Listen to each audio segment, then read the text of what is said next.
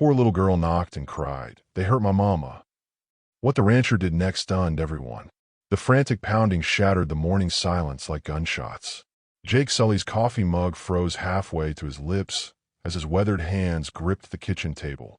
3 years of running this remote Montana ranch had taught him to recognize trouble. And this wasn't the gentle knock of a neighbor needing help with a broken fence. Bang, bang, bang. The desperation in those small fists hitting his oak door made his chest tighten. Jake pushed back from the table, his boots hitting the hardwood floor with purpose. Through the window, he caught a glimpse of something that made his blood run cold. A tiny figure in a torn pink dress, no bigger than his niece back in Texas. He yanked open the door, and his heart nearly stopped. A little girl, maybe 6 years old, stood on his porch like a broken doll. Her bare feet were caked with dirt and blood, her dark hair matted with what looked like dried tears and dust. But it was her eyes that hit him like a punch to the gut, wide, terrified, and far too old for such a young face. "Please," she whispered, clutching a threadbare teddy bear so tightly her knuckles had gone white. "They hurt my mama." Jake dropped to one knee, bringing himself to her eye level. "Hey there, sweetheart. What's your name?" "Elsa," she breathed, then immediately glanced over her shoulder toward the tree line. "Elsa Corleone. But we can't be loud. They might hear us." The way she said it, like she'd been rehearsing those exact words, sent ice through Jake's veins. He followed her gaze toward his property line, and that's when he saw them. 2 black sedans, parked just beyond his fence like predators waiting to strike. Even from this distance, he could make out the silhouettes of men in dark suits, standing motionless beside their vehicles. Watching, waiting. "Jesus," Jake muttered under his breath. "My mama said to find the man with the horses." Elsa continued, her voice barely audible. "She said you'd help us. But they followed me, and now—" Her words dissolved into a sob that tore straight through his chest. Jake's mind raced. This wasn't some domestic dispute or custody battle. The men by those cars weren't local law enforcement. He knew every sheriff and deputy within 50 miles. These guys had federal written all over them, and the way they were positioned suggested they weren't here to help. "Elsa, honey, where's your mama now?" They took her. Fresh tears carved clean lines down her dirty cheeks. "The bad men came to our house last night.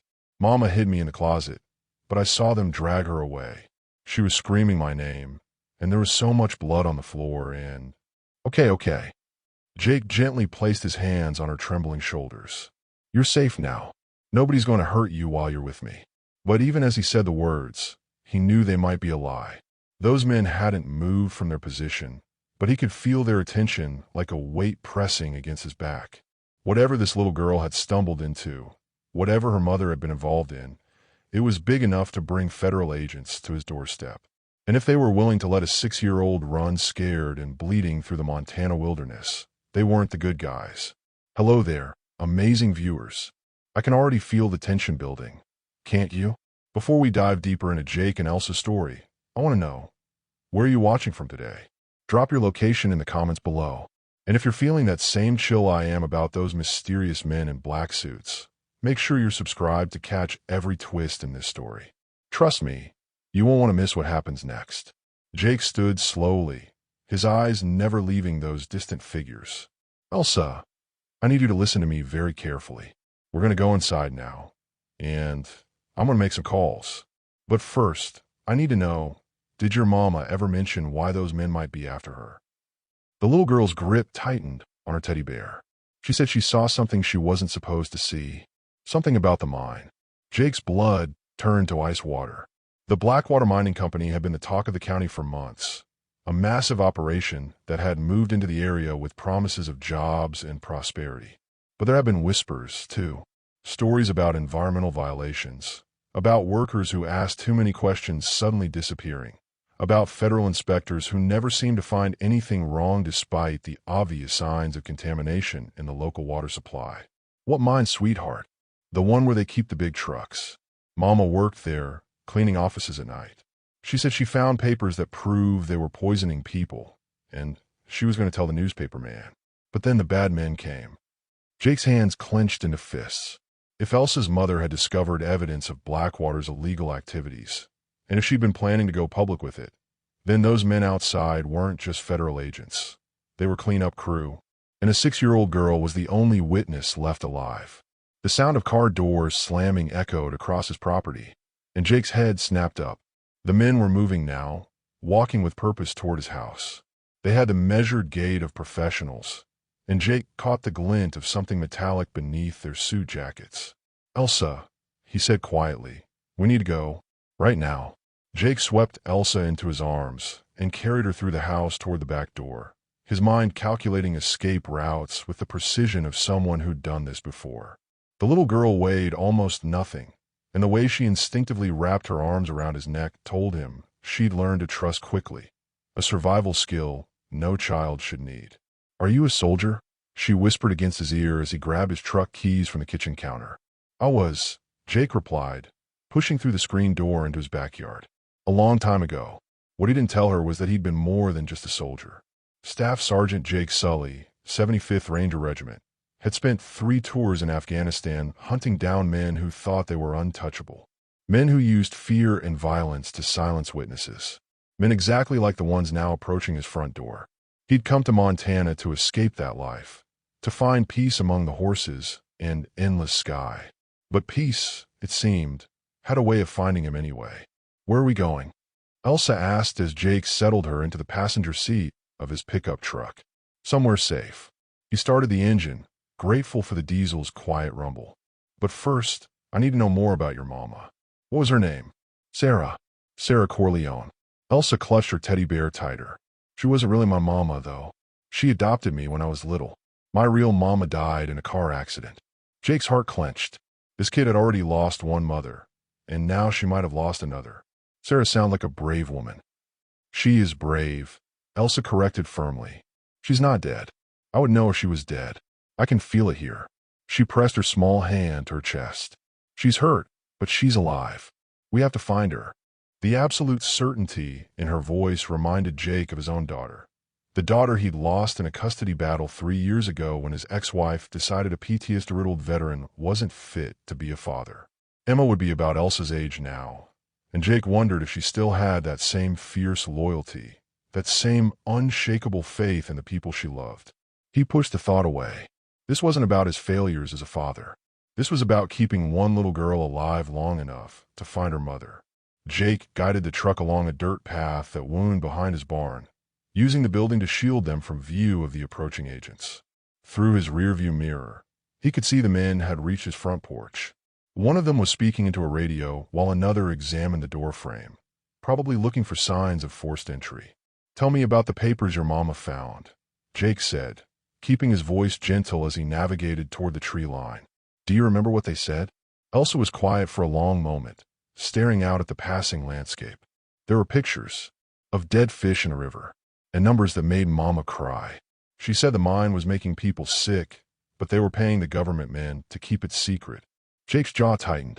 Environmental cover-ups were nothing new, but if Blackwater mining was operating with federal protection, then Sarah Corleone had stumbled into something much bigger than corporate malfeasance. She'd discovered a conspiracy that reached into the highest levels of government, the kind of conspiracy that people killed to protect. Did she make copies of the papers? "She hid them," Elsa said proudly, "in our special place. She said if anything ever happened to her, I should tell someone about the special place." "Where is it, sweetheart?" Elsa pointed toward the mountains rising in the distance. "The old church, the one with the broken bell tower. Mama said it was our secret, and that God would keep the papers safe until the right person came to find them." Jake knew the church she meant, St. Mary's, abandoned for 20 years after the congregation moved to a newer building in town. It sat on a hill overlooking the valley, isolated and forgotten. The perfect place to hide evidence that could bring down a multi-million-dollar operation. It was also the perfect place for an ambush. His phone buzzed with an incoming call, and Jake glanced at the screen. Sheriff Tom Riddle, a good man, but one who'd been notably absent whenever questions about Blackwater mining came up in town meetings. Jake let go to voicemail. "Mr. Jake?" Elsa's voice was small and scared. "What if they hurt Mama because of me? What if I should have stayed hidden like she told me to?" Jake pulled the truck to a stop in a grove of pine trees and turned to face her. This little girl had been carrying guilt that belonged to adults, guilt that could crush a spirit if left unchecked. Listen to me, Elsa. None of this is your fault. Your mama sent you to find help because she knew you were brave enough to do it. She knew you were strong enough to save her. But I'm just a kid. So was I when my dad died, Jake said quietly. I thought it was my fault because I couldn't protect him. But you know what I learned? Sometimes the bravest thing you can do is ask for help. And that's exactly what you did. Elsa studied his face with those two old eyes. Will you help me find her? Yes, Jake said without hesitation. But we're going to do this smartly. Those men back there, they're not going to stop looking for you. And if we're going to get your mama back, we need to stay one step ahead of them. His phone buzzed again. This time it was a text from an unknown number. We know you have a girl. Bring her to the Blackwater facility by sunset, and no one else gets hurt. Jake deleted the message and turned off his phone. They were tracking him through the cell towers, which meant they had resources beyond what local law enforcement could provide. Federal resources, maybe even military. But Jake had something they didn't expect. He knew how to disappear. Are you scared? Elsa asked, watching him with those perceptive eyes. A little, Jake admitted. But being scared isn't a bad thing. It keeps you alive. And right now, staying alive is the most important thing we can do for your mama. Elsa nodded solemnly, then surprised him by reaching over and patting his arm with her small hand. It's okay to be scared. Mama says brave people are scared too. They just don't let the scared part make the decisions. Jake felt something crack open in his chest, a warmth he hadn't experienced since Emma had been taken from him. This little girl, who had every reason to fall apart, was comforting him. She was offering him the same strength she'd found to run through the wilderness and pound on a stranger's door. Your mama's a smart woman, he said, and she raised a pretty amazing kid. For the first time since she'd appeared on his doorstep, Elsa smiled. It was a small, fragile thing, but it lit up her entire face and reminded Jake why some fights were worth having, even if they got you killed. The explosion came without warning. Jake's ranch house erupted in a ball of orange flame that painted the morning sky black, the shockwave rattling his truck windows, even from 2 miles away.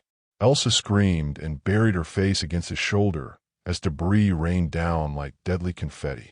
They blew up your house, she whispered, her voice hollow with shock. Jake's hands gripped the steering wheel until his knuckles went white. Those weren't federal agents back there. They were assassins with government badges. And they just announced to the world that Jake Sully and Elsa Corleone were officially dead, which meant they were free to operate in the shadows. Change of plans, sweetheart, Jake said grimly, gunning the engine toward the main road. We're not hiding anymore.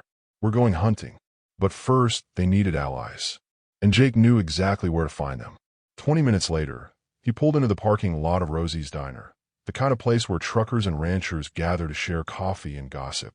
More importantly, it was where Dr. Natiri Stark spent her lunch breaks when she wasn't busy running the county's only free medical clinic. Jake had met Natiri 6 months ago when one of his horses had been injured in a suspicious accident that left barbed wire scattered across his pasture. She'd stitched up the animal with gentle hands and fierce eyes, then quietly mentioned that 3 other ranchers had reported similar incidents in the past month. All of them had been vocal opponents of Blackwater Mining's expansion plans. She was also the most beautiful woman Jake had ever seen, with dark hair that caught sunlight like silk and a smile that could stop traffic. Not that he'd been looking. Much. Stay close to me, Jake told Elsa as they walked toward the diner. If anything feels wrong, you run straight to the bathroom and lock the door. Understand? Elsa nodded, clutching her teddy bear like a shield. The bell above the door chimed as they entered, and Jake immediately spotted Natiri in a corner booth, her medical bag beside her, as she reviewed patient files over a cup of coffee. She looked up at the sound, and her expression shifted from professional calm to sharp concern when she saw Elsa's condition. Jake! Natiri rose from her seat, her trained eyes cataloging the little girl's injuries. What happened? We need help, Jake said simply. And we need it now. Natiri didn't ask questions. She simply guided them to her booth and knelt beside Elsa, her voice gentle but authoritative. Hi there, sweetheart. I'm Dr. Natiri. Can you tell me where it hurts? Everywhere, Elsa whispered, but mostly my feet. I ran for a really long time. As Natiri began examining the cuts on Elsa's feet, Jake quickly explained what had happened. The girl's arrival, the men in black suits, the explosion. He left out the part about the hidden papers, not wanting to put Neytiri in more danger than necessary. Blackwater mining, Neytiri said quietly when he finished. It wasn't a question. You know about them? Neytiri's jaw tightened as she cleaned Elsa's wounds with practiced efficiency. I've been treating patients with mysterious illnesses for months. Respiratory problems, skin rashes, neurological symptoms. All of them live downstream from the mining operation. When I tried to report it to the CDC, my request got buried in bureaucratic red tape. They're poisoning people, Elsa said matter-of-factly. Mama found the proof. Neytiri's hand still. What kind of proof? Jake hesitated, then decided to trust her. Documents. Photos. Evidence of a cover-up that goes all the way to the federal level. Where are these documents now? Hidden, Jake said, and we're the only ones who know where. Neytiri finished bandaging Elsa's feet, then sat back on her heels. Jake, if what you're saying is true, then this little girl isn't just a witness. She's a target. They'll never stop hunting her. I know. Jake's voice was grim. That's why we need to find her mother and get those documents to someone who can't be bought. Like who? The local sheriff is in Blackwater's pocket. The state police have been mysteriously absent every time there's been an incident. And if federal agents are involved in the cover-up, then we go to the media, Jake said. But first we need proof. Real, undeniable evidence that even corrupt officials can't ignore. Neytiri was quiet for a long moment, studying Elsa's face.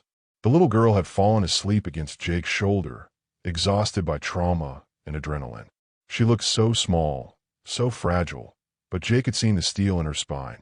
She was a fighter, just like her adoptive mother. There's something else, Neytiri said finally. Something I haven't told anyone because I wasn't sure if I could trust them. Jake leaned forward. What? 3 weeks ago, a woman came to my clinic. Late at night, after hours. She was beaten pretty badly, but she refused to let me call the police. Said her name was Sarah, and that she worked for Blackwater as a cleaning lady. Jake's heart stopped. Sarah Corleone. She didn't give me a last name, but she was terrified, Jake. She kept saying she'd found something that could shut down the mine, but that powerful people were trying to silence her. She begged me to help her get her daughter to safety if anything happened to her. Did she say where she was hiding? Neytiri shook her head, but she gave me this. She reached into her medical bag and pulled out a small silver locket. She said if her daughter ever came looking for help, I should give this to her. She said it would help her remember where Mama keeps the important things. Jake gently shook Elsa awake. Sweetheart, Dr. Neytiri has something for you. Elsa's eyes widened when she saw the locket. Mama's necklace. She said she lost it.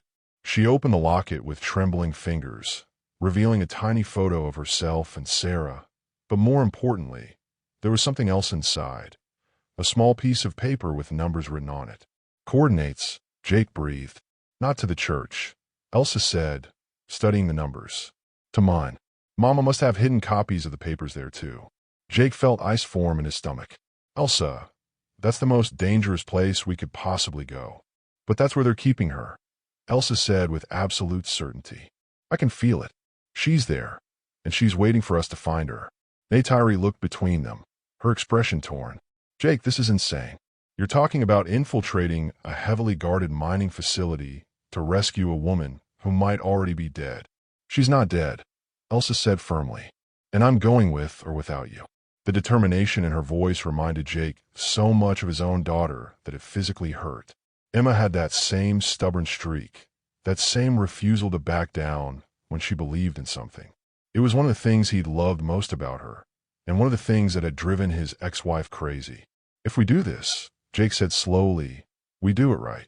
No heroics, no unnecessary risks. We get in, find Sarah, get the evidence, and get out. And then what? Neytiri asked. Even if we expose Blackwater, they'll just disappear the evidence and eliminate the witnesses. You've seen what they're capable of. Jake thought about his burning house, about the men who'd been willing to kill a 6-year-old girl to protect their secrets. Then we make sure the whole world is watching when we do it. Hey everyone, I can feel your hearts racing just like mine right now. The stakes just got so much higher, didn't they? If you're on the edge of your seat wondering how Jake, Neytiri, and brave little Elsa are going to pull this off, smash that subscribe button because this story is about to get absolutely wild. And tell me in the comments, Do you think Sarah is really still alive? Or is Elsa's hope going to be shattered? Your theories always blow my mind. Neytiri stared at him for a long moment, then sighed. You're going to get us all killed. Maybe, Jake admitted. But if we don't try, Elsa loses her mother, and Blackwater keeps poisoning innocent people. I've spent 3 years running from fights that mattered. I'm not running anymore. Something shifted in Neytiri's expression, a recognition of the man Jake had been before PTSD and divorce had broken him down. What do you need from me? Medical supplies, in case Sarah's injured, and someone to stay with Elsa while I... No. Elsa's voice was small but absolute. I'm coming with you. Mama will only trust me. If she sees strangers, she'll think you're more bad guys. Jake wanted to argue, but he knew she was right. A traumatized woman who'd been tortured for information wouldn't trust anyone except the daughter she'd sent away to safety. Then we all go, Neytiri said quietly. And we all come back. Together. Jake felt something he hadn't experienced in years. Hope. Not just for the mission, but for the possibility that he might not have to face this fight alone. There's one more thing, he said. If we're going to do this, we need to assume we're not coming back. Which means we need to make sure the evidence gets out, even if we don't. Neytiri nodded slowly. I have a contact at the Washington Post, an investigative journalist who's been trying to expose corporate environmental crimes. If I send her everything we find, along with our location and timeline, she'll know to publish if we don't check in. Jake finished. Insurance policy. Exactly. Elsa looked between them with those two wise eyes. Are you going to save my mama? Jake knelt down to her level, meeting her gaze directly. We're going to try, sweetheart. But I need you to promise me something. If things go wrong, if we tell you to run, you run. No matter what. Your mama would never forgive me if I let something happen to you.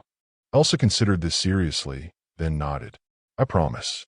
But you have to promise me something too. What's that? Promise you won't give up on her. Even if it looks impossible. Mama never gave up on me. Even when the adoption people said I was too broken to love. She fought for me every single day. Jake felt his throat tighten. I promise.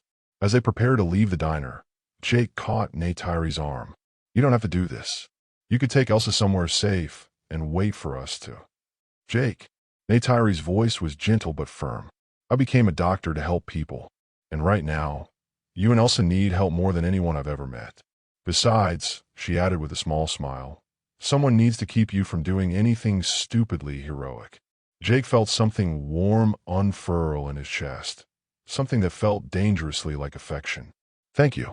Don't thank me yet, Neytiri said. Thank me when we're all safe and Blackwater mining is front-page news. As they walked toward Jake's truck, Elsa slipped her small hand into his. Mr. Jake? I'm glad Mama sent me to you. Me too, sweetheart, Jake said, and meant it. Me too. The Blackwater mining facility sprawled across the valley like a mechanical cancer, its massive excavators and processing plants belching smoke into the pristine Montana sky. From their vantage point on the ridge above, Jake could count at least 20 security guards patrolling the perimeter, and that was just what he could see. It's bigger than I expected, Neytiri whispered, adjusting the binoculars Jake had retrieved from his emergency cache hidden in the mountains. Mama said they built it over the old town cemetery, Elsa added quietly. She said that's why the ghosts are angry. Jake studied the layout through his own scope, his military training automatically cataloging entry points, guard rotations, and potential escape routes. The main administration building sat at the center of the complex, a gleaming steel and glass monument to corporate power.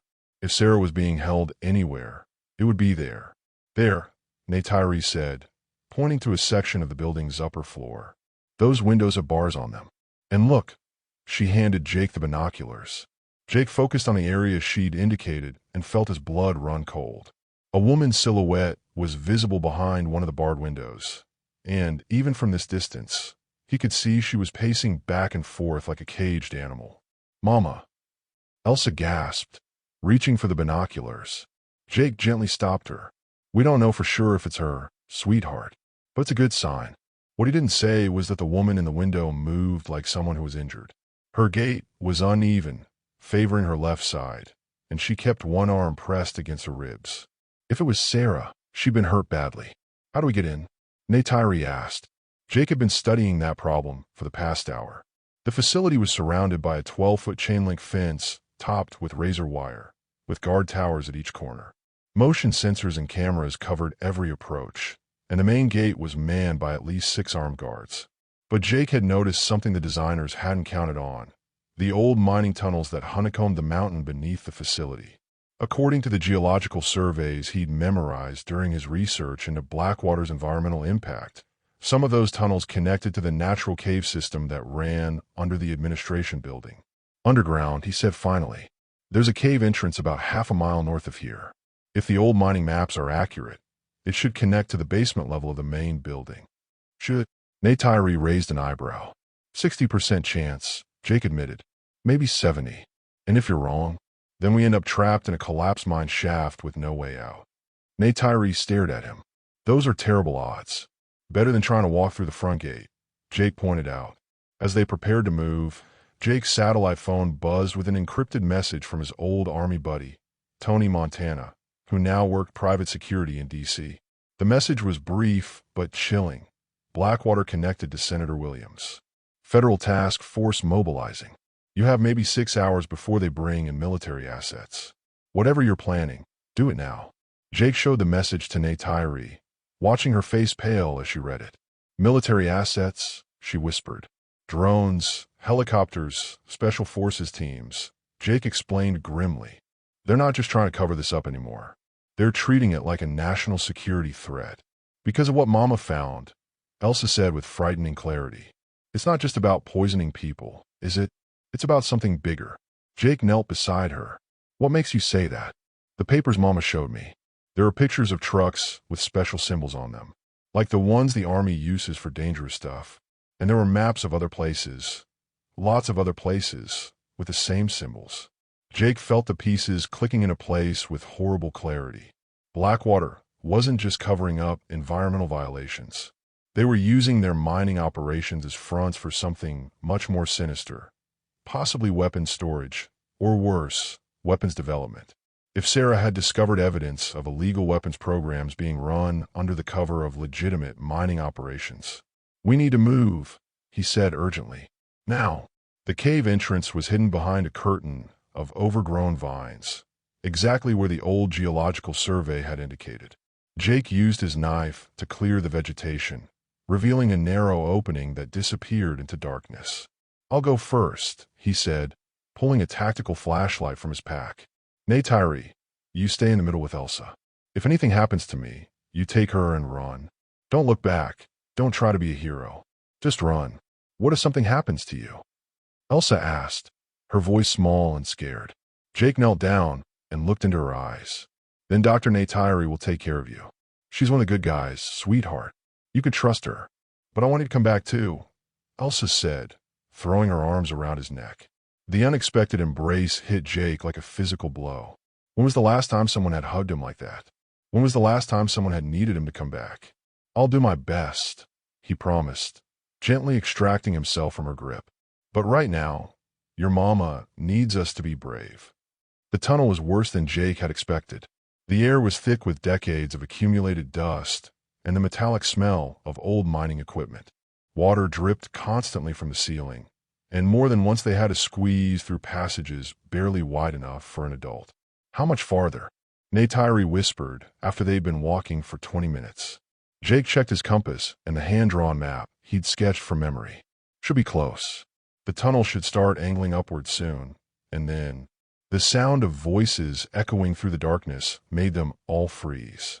Told you to check the old tunnels hours ago, a man's voice was saying, growing closer. If they found another way in. Flashlights, Jake hissed, and they all switched off their lights, plunging the tunnel into absolute darkness. Jake pulled Neytiri and Elsa against the tunnel wall, his hand finding the grip of his pistol. The voices were getting closer, accompanied by the bobbing beams of powerful flashlights. There's supposed to be a cave-in about 50 yards ahead, another voice said. No way they could have gotten past it. Better safe than sorry. The boss wants this place locked down tight until the federal team arrives. Jake's mind raced. If there was a cave-in ahead, their route was blocked. But if these guards were checking the tunnels, it meant there had to be another way into the facility from down here. As the guards passed their hiding spot, Jake caught a glimpse of their uniforms in the flashlight beams. Not standard security gear. These men were wearing tactical equipment that looked military grade, and the weapons they carried weren't the usual security guard pistols. These were assault rifles. After the guards had passed, Jake led them deeper into the tunnel system, following a side passage that angled sharply upward. The air began to smell different, less musty, more chemical. They were getting close to the facility. There, Neytiri whispered, pointing ahead. A faint rectangle of light was visible in the distance. Artificial light, not daylight. As they approached, Jake could see it was a ventilation grate leading into what looked like a basement storage room.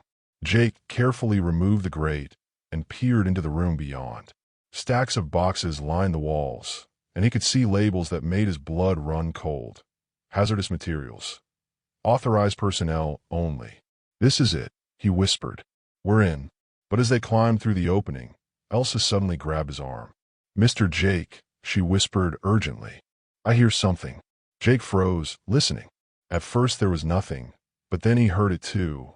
A woman's voice, faint but unmistakable, coming from somewhere above them. She was singing a lullaby. Mama. Elsa breathed, tears streaming down her face. That's the song she sings when I have nightmares. The sound was coming from directly overhead, which meant Sarah was being held on the first floor, not the upper level they'd seen from outside. But it also meant she was much closer than they'd expected. And if they could hear her, it meant she was alive and conscious. We're going to get her, Jake promised, checking his weapon one more time. But we need to be smart about this. No noise, no unnecessary risks. As they prepared to leave the storage room, Neytiri caught Jake's arm. Jake, I need to tell you something. What? When Sarah came to my clinic, she wasn't just beaten. She was drugged. Someone had injected her with something that was causing hallucinations, memory loss. If they've been doing that to her for weeks, she might not recognize us, Jake finished grimly. Or she might not be able to tell us where the evidence is hidden, Neytiri added. Jake looked at Elsa, who was staring at the ceiling with desperate hope. This little girl had already lost one mother. He couldn't let her lose another. Then we'll figure it out, he said simply. Together. But as they opened the door to leave the storage room, Jake couldn't shake the feeling that they were walking into a trap. The facility was too quiet, the security too light for a place that was supposedly holding a high-value prisoner. Unless they wanted to be found. Unless Sarah Corleone was bait, and they were the prey. The hallway beyond the storage room was sterile and white, lined with doors that bore ominous labels. Chemical analysis, biological testing, containment protocols. This wasn't just a mining facility. It was a research laboratory. Jake's blood turned to ice as the implications hit him. Blackwater wasn't just covering up environmental damage. They were actively developing something here, something that required the kind of security and secrecy usually reserved for weapons of mass destruction. Mr. Jake, Elsa whispered, tugging on his sleeve. The singing stopped. Jake strained to listen, but the building had fallen silent except for the hum of ventilation systems. Either Sarah had heard them coming, or, this way, he said, following the corridor toward where they'd last heard the singing. They moved like ghosts through the facility, Jake's military training keeping them in the shadows between security cameras. But something felt wrong. The building was too empty, too quiet. Where were the night shift workers? Where were the guards they'd seen patrolling outside? They found their answer when they reached the main laboratory. Through the reinforced glass windows, Jake could see dozens of people in hazmat suits working frantically around massive containment units. But it wasn't the workers that made his heart stop. It was what they were working on. Rows upon rows of metal canisters, each one marked with biohazard symbols and coordinates. Coordinates that matched locations across the United States. Major cities, water treatment facilities, agricultural centers. Jesus Christ, Jake breathed. What is it? Neytiri whispered, pressing close to see through the window. It's not mining, Jake said, his voice hollow with horror. It's biological warfare. They're developing some kind of pathogen, and those coordinates, their target locations. Neytiri's face went white. The illnesses I've been treating, the respiratory problems, the neurological symptoms, they weren't from mining contamination. They were from testing. Testing on the local population, Jake confirmed grimly, using the mining operation as cover. Elsa tugged on his jacket again. Mr. Jake, what about Mama? Jake forced himself to focus. Whatever Blackwater was developing here, Sarah Corleone had discovered it. And if she'd found evidence of a biological weapons program targeting American civilians, she's not just a witness, he realized. She's the only person who can prove what they're really doing here. They continued down the corridor, following the sound of ventilation systems toward what looked like a residential wing. The doors here were different, reinforced steel with electronic locks and small windows at eye level. Prison cells. Jake peered through the first window and saw an empty room with a single bed and basic amenities. The second room was also empty. But the third? Sarah, Elsa gasped. The woman in the cell was barely recognizable as the person in Elsa's locket photo. Her dark hair was matted and streaked with gray, her face gaunt and marked with bruises in various stages of healing. She sat on the edge of the narrow bed, rocking back and forth and humming the same lullaby they'd heard earlier. But her eyes were vacant, staring at nothing. They've been drugging her, Neytiri said, her medical training evident in her assessment. Probably for weeks. Look at her pupils, the way she's moving. Classic signs of prolonged chemical interrogation. Jake's hands clenched into fists. He'd seen this before in Afghanistan. Prisoners who'd been broken not through physical torture, but through systematic chemical manipulation designed to destroy their ability to think clearly or remember accurately. Can you help her? He asked. Maybe. But it'll take time, and we don't know what they've given her or how much. Mama. Elsa called softly through the window. Sarah's head snapped up, and for a moment, her eyes cleared. Elsa, baby, is that you? I'm here, Mama. We came to get you. Sarah stumbled to the window, pressing her hands against the glass. No. You have to go. They're coming back soon, and if they find you. Her words dissolved into incoherent mumbling. Jake examined the electronic lock on the door. Military grade, but not impossible to bypass if you knew what you were doing. He pulled a small device from his pack, a gift from his army days that he'd never thought he'd need again. Give me 2 minutes, he said, connecting the device to the lock's control panel. But as the lock disengaged with a soft click, alarms began blaring throughout the facility. Shit, Jake muttered. They know we're here. The sound of running footsteps echoed from multiple directions, and Jake could hear radio chatter getting closer. They had maybe 30 seconds before the facility's security forces converged on their location. Sarah, Neytiri said urgently as they entered the cell. We're here to help. Can you walk? Sarah looked at them with confused, frightened eyes. Who are you? Where's Dr. Williams? He said he'd be back for more tests. Dr. Williams? Jake's blood ran cold. Senator Williams, the man his contact had mentioned as being connected to Blackwater. But if Williams was personally involved in the interrogation... Mama, it's me, Elsa said, throwing her arms around Sarah's waist. It's Elsa. We have to go now. For a moment, Sarah's confusion cleared, and she looked down at her daughter with recognition and desperate love. Elsa? Oh God, baby, what are you doing here? I told you to run, to find the man with the horses. I did find him, Elsa said, pointing to Jake. This is Mr. Jake, and he's going to help us. Sarah's eyes focused on Jake with sudden intensity. The papers, she whispered urgently. Did you find the papers? We know where they are, Jake said. But right now we need to get you out of here. No, you don't understand. Sarah grabbed his arm with surprising strength. The papers at the church, those are just copies. The real evidence, the files that prove everything, they're here. In William's office. He doesn't know I saw them, but I did. I saw everything. The footsteps were getting closer, and Jake could hear orders being shouted in the corridor outside. Where's his office? Jake asked. Top floor. Executive level. But it's heavily guarded, and... We'll worry about that later. Jake interrupted. Right now we need to move. But as they helped Sarah to her feet, she collapsed, her legs unable to support her weight. The drugs, Neytiri said grimly. Her nervous system is compromised. She can't walk on her own. Jake didn't hesitate. He swept Sarah into his arms, ignoring her weak protests. Neytiri, take point. Elsa, stay between us.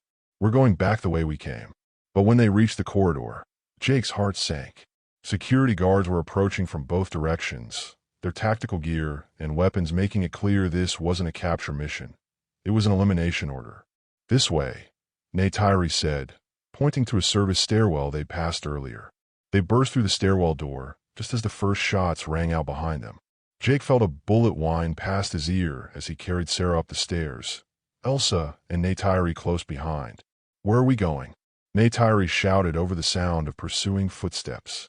"Up," Jake replied grimly. "If William's office is on the top floor, that's where we'll find the evidence we need." "Jake, this is insane. We're outnumbered, outgunned, and we're the only people who know what they're really doing here," Jake finished. "If we don't stop this, they're going to release biological weapons on American cities. Millions of people will die." They reached the top floor, and Jake kicked open the stairwell door. The executive level was a stark contrast to the sterile laboratory floors below. Rich carpeting, mahogany paneling, and oil paintings that probably cost more than most people made in a year. "There," Sarah whispered, pointing to a door at the end of the hallway marked Senator James Williams, Special Projects Director. Jake felt the final piece of the puzzle click into place. Williams wasn't just connected to Blackwater. He was running the operation. A sitting U.S. senator was personally overseeing the development of biological weapons for use against American civilians. But as they approached the office, the door opened, and Jake found himself face to face with the man himself. Senator Williams was younger than Jake had expected, maybe 50, with the kind of polished appearance that came from a lifetime in politics. But his eyes were cold, calculating, and completely without mercy. "Mr. Sully," Williams said calmly, as if they were meeting at a cocktail party, "I was wondering when you'd make it up here." Behind Williams stood Dr. Neytiri's worst nightmare, a man in a white lab coat holding a syringe filled with clear liquid. "Hello, Dr. Stark," Williams continued. "I believe you've been treating some of our test subjects. How did you find their symptoms?" Neytiri's face went white. "You know who I am." "Of course. We've been monitoring your clinic for months. Your medical reports have been quite helpful in refining our delivery methods." Jake felt Elsa press closer to his side, and he could feel her trembling. This little girl had been through enough trauma for 10 lifetimes, and now she was witnessing the revelation that the very people who were supposed to protect her had been using her community as guinea pigs. "The biological weapons," Jake said. "What are you planning to do with them?" Williams smiled, and it was the most terrifying expression Jake had ever seen. "Weapons? Mr. Sully, you misunderstand our mission entirely. We're not developing weapons. We're developing solutions." "Solutions to what?" "Overpopulation, resource depletion, social unrest." Williams spoke as if he were discussing the weather. "The current political system is unsustainable. Democracy is messy, inefficient, prone to the whims of an uneducated populace. What we're developing here will allow for a more streamlined approach to governance." Jake felt sick. "You're talking about genocide." "I'm talking about evolution," Williams corrected. "The pathogen we've developed is highly selective. It targets specific genetic markers, specific populations. We can eliminate undesirable elements while leaving productive citizens unharmed." "And who decides who's undesirable?" Neytiri asked, her voice shaking with rage. "People like me," Williams said simply. "People with the vision and intelligence to make the hard choices that democracy can't." Sarah stirred in Jake's arms, her drug-addled mind struggling to focus. "The files," she whispered. "Show them the files." Williams nodded to the man in the lab coat, who stepped forward with a syringe. "I'm afraid Mrs. Corleone has been quite helpful in our research. Her reactions to various compounds have provided valuable data, but her usefulness has come to an end. As has yours," Williams added, looking at Jake. "Though I admit, I'm curious how a washed-up veteran with PTSD managed to infiltrate a secure federal facility." Jake felt something snap inside him.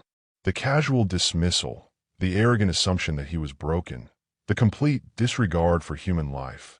It all crystallized into a cold, focused rage that he hadn't felt since Afghanistan. "You want to know how?" Jake said quietly, setting Sarah gently on the floor and stepping forward. "I'll show you." But before he could move, Elsa stepped out from behind him, her small voice cutting through the tension like a blade. "You're the bad man," she said to Williams. "You're the one who hurt my mama." Williams looked down at her, with something that might have been amusement. "And you're the little girl who's caused us so much trouble. Don't worry, child. You won't remember any of this much longer." That's when Jake saw it. The moment when Elsa's fear transformed into something else entirely. Something fierce and unbreakable. My mama says bad men always lose in the end, Elsa said. Because good people don't give up. And in that moment, Jake realized that this 6-year-old girl was braver than any soldier he'd ever served with. It was time to prove her right. The tranquilizer dart hit Jake in the shoulder before he could react. The world tilted sideways as the fast-acting sedative flooded his system, his military training useless against the chemical assault. Through blurring vision, he saw Neytiri lunge forward to help him, only to be grabbed by 2 security guards who had appeared from nowhere. "No!" Elsa screamed, throwing herself at William's legs. "Leave them alone." Williams casually backhanded the little girl, sending her sprawling across the expensive carpet. The sight of Elsa's shocked, tear-streaked face was the last thing Jake saw before the darkness claimed him. When consciousness returned, Jake found himself strapped to a metal chair in what looked like an interrogation room. His head pounded, and his mouth tasted like copper and chemicals. Across from him, Neytiri was similarly restrained, a trickle of blood running from her split lip. But it was the sight in the corner that made his heart stop. Elsa sat huddled on the floor, clutching her teddy bear, while Sarah lay motionless on a medical gurney. Electrodes were attached to Sarah's temples, and a machine beside her beeped steadily, monitoring her vital signs. "Ah, you're awake," Williams said, entering the room with the same casual demeanor he might use for a board meeting. "Excellent. I was hoping you'd be conscious for this part. What did you do to them?" Jake's voice was hoarse, his throat raw from whatever they'd used to keep him under. "Mrs. Corleone is undergoing memory extraction," Williams explained, adjusting something on the machine. "A rather unpleasant process, I'm afraid, but necessary. We need to know exactly what she saw, what she copied, and who else she might have told." "And the girl?" Williams glanced at Elsa with the same expression he might use to examine an insect. "The child presents an interesting dilemma. She's seen too much to be allowed to live, but her death needs to appear accidental. We're still working out the details." Jake tested his restraints, but they were military grade, designed to hold someone much stronger than him. "You're insane if you think you can get away with this. People know we're here." "Do they?" Williams pulled out Jake's satellite phone, now smashed beyond repair. "Your friend Mr. Montana sends his regards, by the way. He was quite cooperative once we explained the situation to him." Jake felt his world crumble. Tony had been his lifeline, his insurance policy. If Williams had gotten to him. "He's not dead, if that's what you're wondering," Williams continued. "Though his family might be, depending on how cooperative you are." The casual threat hit Jake like a physical blow. These people weren't just evil. They were systematic, thorough, and completely without conscience. "What do you want?" Jake asked. "The location of the documents Mrs. Corleone hid. The real ones, not the copies she left at that pathetic church. We know she made a complete record of everything she found here, and we know she hid it somewhere we haven't been able to find." Jake looked at Sarah, whose body was convulsing slightly as the machine extracted her memories. "She already told you. The evidence is in your office." "Some of it, yes. But Mrs. Corleone was more clever than we initially gave her credit for. She photographed documents, copied files, even recorded conversations. That evidence is hidden somewhere, and we need it back. I don't know where it is." Williams nodded to someone behind Jake, and electricity shot through his body. The pain was indescribable, every nerve ending screaming in agony. When it stopped, Jake was gasping, his vision spotted with black dots. "That was level 3, Williams said conversationally. "We can go much higher. Or," he walked over to where Elsa sat, kneeling down beside her. "We could try a different approach." "Don't touch her," Jake snarled, straining against his bonds.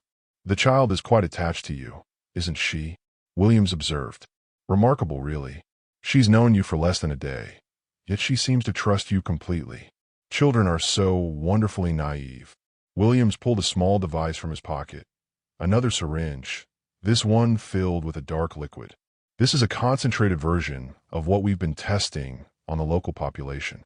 In adults, it causes respiratory failure within hours. In children, well, the process is much faster." "You bastard," Neytiri whispered, speaking for the first time since Jake had awakened.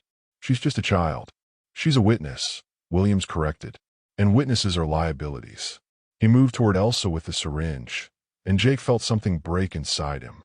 All his training, all his experience, all his carefully controlled rage, it all focused into a single, desperate need to protect this little girl who had somehow become the most important thing in his world.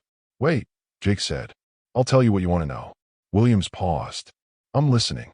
Jake's mind raced, trying to buy time, trying to think of something, anything, that might save them. The documents aren't hidden in a place. They're hidden with a person. What person? Dr. Starks contacted the Washington Post. Jake lied smoothly. Sarah gave everything to Neytiri before she was captured. Neytiri sent it all to her journalist friend with instructions to publish if she didn't check in every 12 hours. William's expression darkened. "You're lying." "Am I?" "When was the last time Dr. Stark checked in? How long before her friend starts asking questions?" Williams looked at Neytiri, who had the presence of mind to remain silent, letting Jake's lie stand. "Even if that were true," Williams said slowly, "it doesn't matter. We can contain any media story, discredit any journalist. We've done it before." "Not this time," Jake said with more confidence than he felt. "Because Sarah didn't just document your biological weapons program. She documented your connection to it, your personal involvement, your signature on authorization forms. When this story breaks, it won't just be about Blackwater mining. It'll be about a sitting U.S. Senator personally overseeing the development of weapons of mass destruction for use against American civilians." For the first time, Williams looked genuinely concerned. "You're bluffing." "Try me." Williams stared at him for a long moment, then walked over to a computer terminal in the corner of the room. His fingers flew over the keyboard, and Jake could see him accessing what looked like classified government databases. "Interesting," Williams said after several minutes.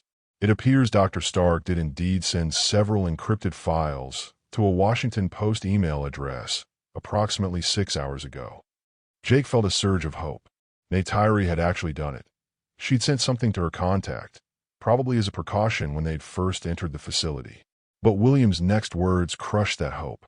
"Fortunately, we monitor all communications in and out of this area. The files were intercepted and deleted before they reached their destination. Dr. Stark's journalist friend received nothing." Jake felt the last of his hope drain away. They were trapped, outmaneuvered, and completely at Williams' mercy. "However," Williams continued, "your little deception has given me an idea. Dr. Stark, you're going to send another message to your friend. You're going to tell her that you've investigated the situation here and found nothing suspicious. You're going to recommend that she drop any interest in Blackwater mining." "I won't do it," Neytiri said firmly. Williams walked back to Elsa, syringe in hand. "I think you will." "Mama," Elsa whispered, looking at Sarah's still form on the gurney. "Is Mama going to be okay?" Williams followed her gaze and smiled coldly. "Your Mama is going to be just fine, little one. In fact, she's going to forget all about this unpleasant business. The memory extraction process has that side effect, complete amnesia regarding the traumatic events. She'll wake up thinking she had a simple accident, nothing more. And then you'll kill her," Jake said. "Eventually. But not before we've confirmed that all evidence has been recovered and destroyed. We're very thorough, Mr. Sully." Jake looked around the room desperately, searching for anything that might give them an advantage. But they were in the heart of a secure facility, surrounded by armed guards, with no weapons and no way to communicate with the outside world. They were going to die here, and Williams' biological weapons program would continue. Millions of innocent people would suffer and die, and there would be no one left to stop it. "I'm sorry, Elsa," Jake said quietly. "I'm sorry I couldn't save your Mama." Elsa looked at him with those two wise eyes, and for a moment, Jake saw not a frightened child, but an old soul who had already endured more loss than most adults. "It's okay, Mr. Jake," she said softly. "You tried. That's what matters." Her forgiveness was somehow worse than any torture Williams could devise. This brave little girl was absolving him of a failure that would haunt him for whatever time he had left. But then Elsa did something unexpected. She stood up, walked over to Sarah's gurney, and gently took her mother's hand. "Mama," she whispered, "I know you can hear me. I know you're still in there. Remember what you taught me about the special place? Remember the song you sing when I'm scared?" Sarah's eyelids fluttered, and for a moment, her grip tightened on Elsa's hand. "That's impossible," Williams said, checking the machine's readouts. The memory extraction process should have rendered her completely unconscious. But Elsa continued talking to her mother, singing the same lullaby they'd heard earlier, and slowly, impossibly, Sarah's eyes began to open. The love between a mother and child, Neytiri said wonderfully, is stronger than any drug you can create. William's face twisted with rage. Enough of this sentiment. Guard. The door opened, and two armed men entered the room. Kill them, Williams ordered. All of them. Make it look like they died trying to escape. Jake closed his eyes, preparing for the end, when the lights went out. Emergency lighting kicked in a moment later, bathing everything in an eerie red glow. But in that moment of darkness, Jake heard something that made his heart leap. Gunfire, coming from somewhere else in the building. And it was getting closer. The gunfire was systematic, professional, the sound of a coordinated assault moving through the facility floor by floor. Jake's heart hammered as he recognized the tactical pattern. A military extraction team. What the hell? Williams started, but his words were cut off by an explosion that shook the entire building. In the chaos of emergency alarms and shouting voices, Jake saw his chance.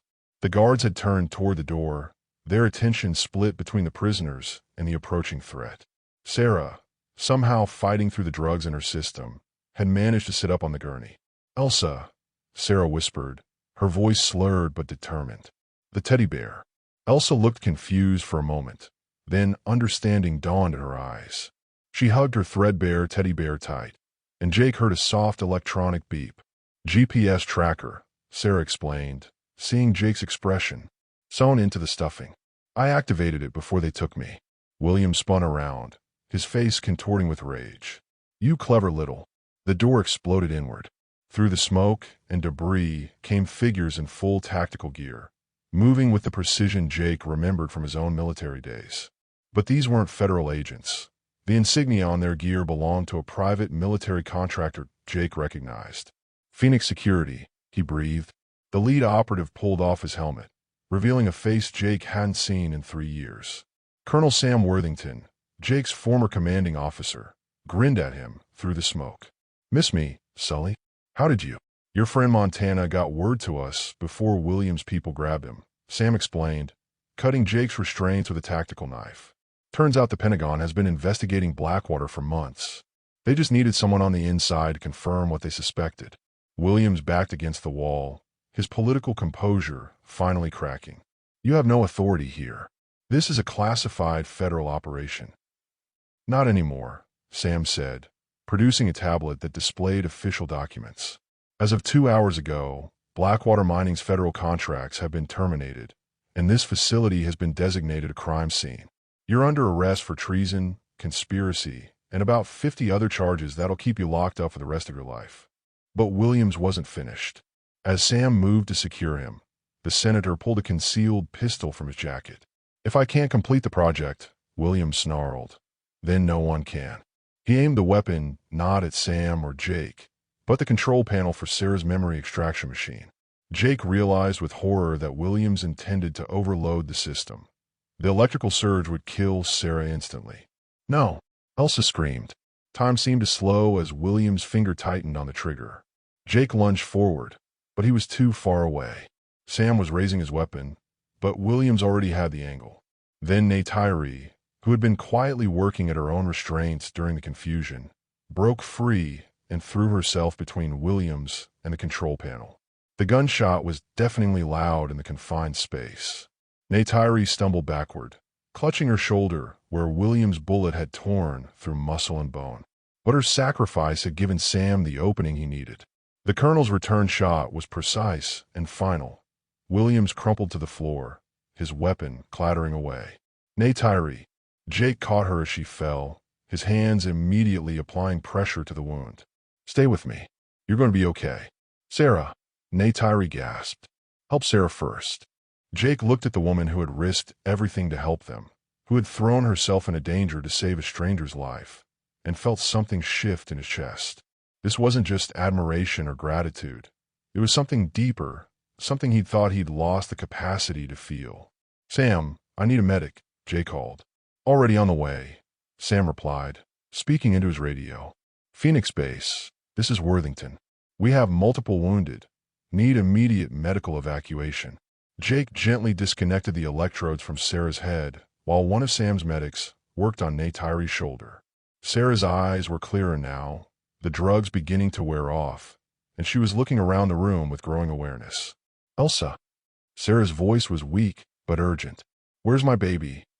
I'm here, Mama, Elsa said, climbing onto the gurney to hug her mother. We found you. Mr. Jake and Dr. Neytiri saved us. Sarah looked at Jake over her daughter's head, and he saw a strength there that no amount of torture or drugs could break. Thank you, she whispered, for bringing her back to me. Thank you, Jake replied, for trusting me with her. As the medics worked to stabilize both women, Sam pulled Jake aside. We found William's files, he said quietly. Everything Sarah documented, plus a lot more.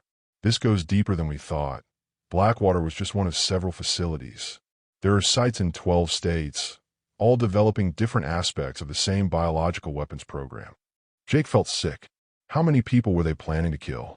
Conservative estimate, 50 million Americans, targeted by genetic markers for race, political affiliation, and socioeconomic status. They called it Project Clean Slate. Jesus. The good news is we got them all. Simultaneous raids across the country, coordinated with international allies. The entire network is shut down. Jake looked at Elsa, who was holding her mother's hand and singing softly to her. This little girl's courage had exposed a conspiracy that could have destroyed the country. What happens now? Jake asked. Trials, congressional hearings, a lot of very powerful people going to prison, Sam said. And you, my friend, are going to be the star witness. I just want to go home. About that, Sam said with a slight smile. Your house kind of got blown up, remember? Jake had almost forgotten about the explosion that had started this whole nightmare. Right. I guess I'll need to find somewhere else to stay. Actually, Neytiri said from the stretcher where the medic was finishing her bandages, I might have a suggestion. Jake turned to her, noting how the emergency lighting made her dark hair shine like silk, how her eyes held warmth, even through the pain of her injury. My clinic has an apartment upstairs, she continued. It's not much, but it's got a good view of the mountains, and it could be used by someone handy with repairs. I don't know, Jake said, though his heart was already answering for him. I'm not great with roommates. Good thing I'm not looking for a roommate, Neytiri replied with a smile that made his chest tight. I'm looking for a partner. The word hung in the air between them, loaded with possibility and promise. Mr. Jake, Elsa said, looking up from her mother's bedside. Are you going to stay with us? Jake looked at this little girl who had changed his life in the span of a single day, at the woman who had risked everything to help strangers, at the mother who had fought through torture and drugs to save her daughter. He thought about his empty ranch, his isolated existence, the walls he'd built around his heart after losing Emma, and he realized that sometimes the best way to heal from loss wasn't to avoid love, but to open yourself to it again. Yeah, sweetheart, Jake said, reaching out to ruffle Elsa's hair. I think I'm going to stay. As the medical team prepared to evacuate them from the facility, Jake caught Neytiri's hand. Are you sure about this? You barely know me. I know enough, she said softly. I know you're brave enough to risk your life for a stranger's child. I know you're gentle enough to comfort a scared little girl. And I know you're strong enough to face down monsters without losing your humanity. I'm damaged goods, Neytiri. PTSD, failed marriage, trust issues. We're all damaged, she interrupted. The question is whether we're willing to heal together. Jake squeezed her hand, feeling hope bloom in his chest for the first time in years. Together sounds good. As they were carried out of the facility on stretchers, Jake saw the sun rising over the Montana mountains, painting the sky in shades of gold and pink. It was a new day, literally and figuratively. Behind them, the Blackwater facility was swarming with federal agents and military personnel, documenting evidence and securing the site. The nightmare was over. But ahead of them lay something Jake had never dared to hope for again. A future filled with love, family, and the possibility of redemption. Mr. Jake, Elsa said from her mother's stretcher, when we get home, will you teach me to ride horses? Jake smiled, feeling lighter than he had in years. I'd love to, sweetheart. I'd love to. 6 months later, Jake stood in the witness box of the federal courthouse in Washington, D.C., facing a packed gallery of reporters, government officials, and families of Blackwater's victims. The trial of the century, as the media had dubbed it, was finally reaching its conclusion.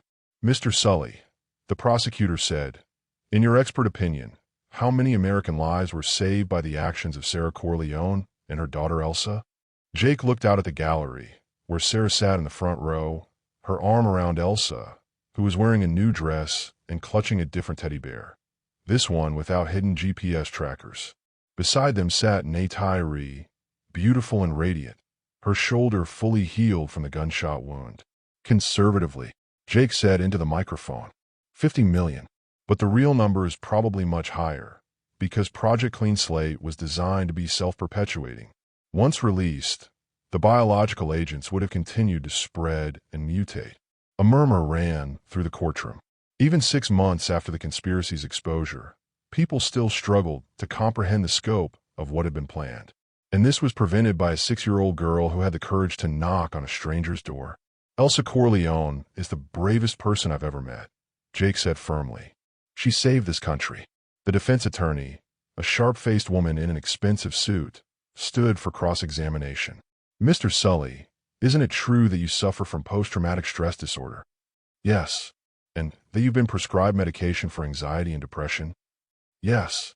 "So your perception of events might have been colored by your mental health issues." Jake felt his jaw tighten, but Neytiri's presence in the gallery steadied him. "Ma'am, PTSD doesn't make you hallucinate biological weapons facilities. It doesn't make you imagine federal conspiracies.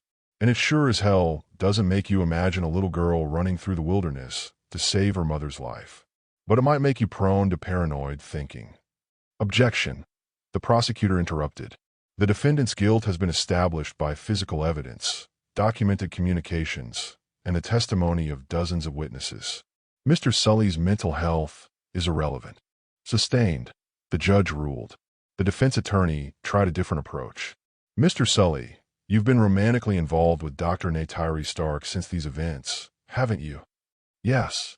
"And Dr. Stark stands to benefit financially from the civil lawsuit against Blackwater Mining." Jake felt anger flare in his chest. Dr. Stark risked her life to expose this conspiracy. She took a bullet to protect Sarah Corleone. "If you're suggesting she did any of this for money, I'm suggesting that your testimony might be influenced by personal relationships." "You're right," Jake said, his voice carrying clearly through the courtroom. "My testimony is influenced by personal relationships. By my relationship with a little girl who trusted me to save her mother. By my relationship with a woman who showed me what real courage looks like. By my relationship with a mother who endured torture rather than betray the people she was trying to protect." He looked directly at the defense attorney. "Those relationships taught me something I'd forgotten after years of war and loss. That some things are worth fighting for. That some people are worth dying for. And that the truth is always worth telling, no matter how powerful the people who want to hide it." The courtroom was silent for a long moment. Then, from the gallery, came the sound of slow clapping. It was Elsa, applauding with the serious concentration of a child who understood that something important had just happened. The applause spread through the courtroom until even the bailiffs were struggling not to smile. "No further questions," the defense attorney said quietly. 3 hours later, the jury returned with their verdict, guilty on all counts. The judge sentenced the surviving conspirators to life in prison without the possibility of parole. Senator Williams, of course, would never face earthly justice, but his co-conspirators would spend the rest of their lives paying for their crimes. Outside the courthouse, Jake found himself surrounded by reporters shouting questions. But he only had eyes for the 3 people waiting for him at the bottom of the steps. "How does it feel to be a hero?" one reporter called out. Jake ignored the question and walked straight to his family. Because that's what they were now, he realized. Not just Neytiri, though she wore the engagement ring he'd given her just last week. Not just Sarah, who had become like a sister to him. But Elsa, who had somehow filled the hole in his heart left by losing Emma. "Mr. Jake." Elsa ran up the steps and threw herself into his arms. "Did we win?" "We won, sweetheart," Jake said, lifting her up and spinning her around. "The bad guys are going to jail forever." "Good," Elsa said with satisfaction. "Now, can we go home? I want to show you the new trick I taught Thunder." Thunder was the gentle mare Jake had given Elsa for her 7th birthday last month. The little girl had taken to riding like she'd been born in the saddle, fearless and natural in a way that reminded Jake why he'd fallen in love with horses in the first place. In a minute, Jake said, setting her down. "First, I have something to ask your mama." Sarah stepped forward, and Jake was struck again by how much she'd changed over the past 6 months. The haunted look was gone from her eyes, replaced by peace and strength. The nightmares had faded, the physical injuries had healed, and she'd found work as a victim's advocate, helping other families affected by corporate crimes. "Sarah," Jake said formally, "I'd like your permission to marry your daughter." Sarah's eyes filled with tears, but she was smiling. "Jake, you don't need my permission. You already have my blessing. You've had it since the day you carried her to safety." "Actually," Neytiri said, stepping up beside them, "he needs both our permissions." Jake looked at her, in confusion. "Both?" Neytiri's smile was radiant as she pulled a manila envelope from her purse. "The adoption papers came through this morning. Elsa is officially my daughter too now." Jake felt his knees go weak.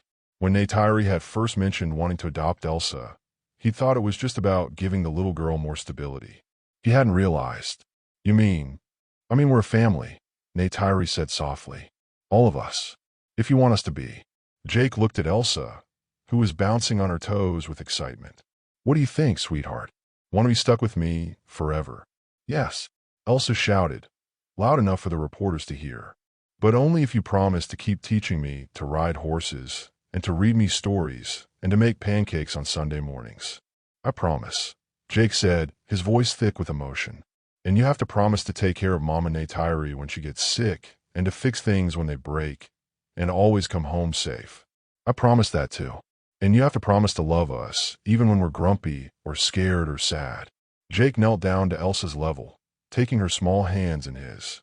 "Elsa, I promise to love you and your mamas every single day for the rest of my life. Even when you're grumpy, even when you're scared, even when you're sad. Especially then." Elsa threw her arms around his neck. "I love you, Daddy Jake." The word hit him like a physical blow. Daddy. He was going to be a daddy again. Not just to any child, but to this incredible little girl who had saved his life as surely as he'd saved hers.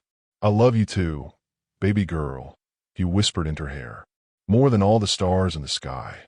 As they walked away from the courthouse together, Jake carrying Elsa, his arm around Neytiri, Sarah walking beside them, the reporters continued shouting questions. But Jake didn't hear them anymore. All he could hear was Elsa chattering about Thunder's new trick, Neytiri making plans for their wedding, Sarah talking about the garden she wanted to plant at their new house. The house. Jake smiled, thinking about the property they'd bought together just outside town. It had a big barn for the horses, a clinic where Neytiri could continue her medical practice, and enough bedrooms for the family they were planning to build together. "Mr. Jake," Elsa said as they reached their truck, "do you think Mama Sarah's real mama and daddy would be proud of her?" Jake looked at Sarah, who had tears in her eyes. "I think they'd be incredibly proud, sweetheart. Just like I'm proud of you." "And do you think your little girl Emma would like me?" Jake's throat tightened. He'd told Elsa about Emma one night when she'd asked why he sometimes looked sad. "I think Emma would love you, baby girl. I think she'd be happy that you're taking care of her daddy." "Good," Elsa said with satisfaction, "because I'm going to take really good care of you. Forever and ever." As they drove home through the Montana countryside, Jake reflected on how much his life had changed. 6 months ago, he'd been a broken man living in isolation, haunted by loss and failure.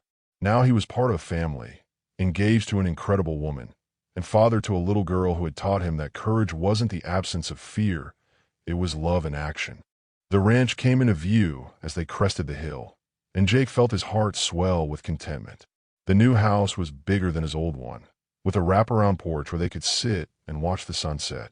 The barn was full of horses, not just Thunder, but several rescue animals that Elsa had insisted they save.